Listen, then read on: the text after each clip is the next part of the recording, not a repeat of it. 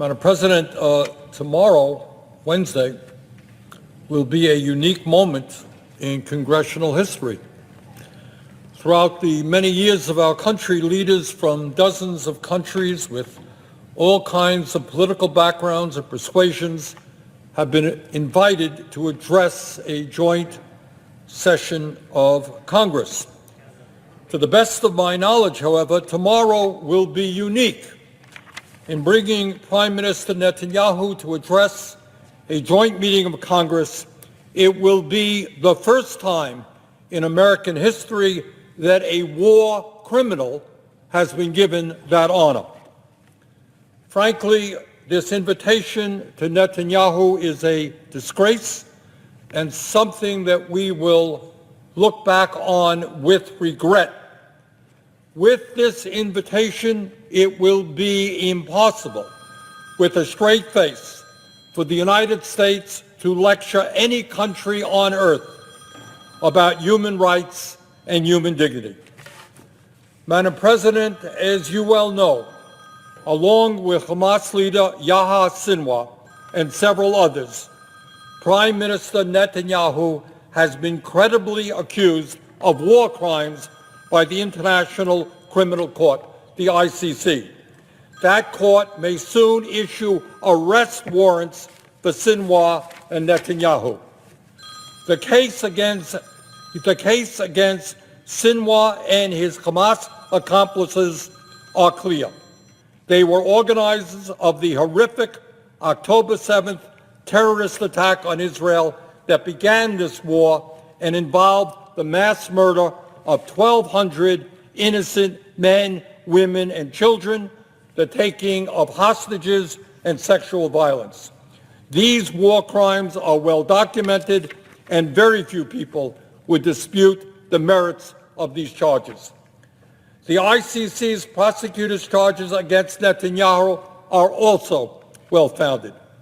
The charges focus on the starvation of civilians as a method of war, as well as intentional attacks against the civilian population. Specifically, the prosecutor says that Netanyahu is responsible for, quote, depriving civilians of objects indispensable to their survival, including willfully impeding relief supplies as provided for under the Geneva Conventions, end of quote. A separate UN independent commission of inquiry likewise found that both Hamas and the Israeli military have committed war crimes since October 7th, leading to widespread civilian deaths. The commission said the Israeli military's, quote, intentional use of heavy weapons with large destructive capacity in densely populated areas constitutes an intentional and direct attack on the civilian population, particularly affecting women and children, end of quote. Madam President, I think we all agree that Israel had the right to defend itself against the horrific Hamas attack on October 7th. But Netanyahu's extreme right-wing government has, since that attack, waged what amounts to a total war against the entire Palestinian people, making life unlivable in Gaza and killing tens of thousands. These actions have trampled on international law, on American law, and on basic human values. Madam President, I understand that the mass media and many of us in Congress have been preoccupied in recent weeks with the awful assassination attempt against former President Trump and the changes at the top of the Democratic presidential ticket.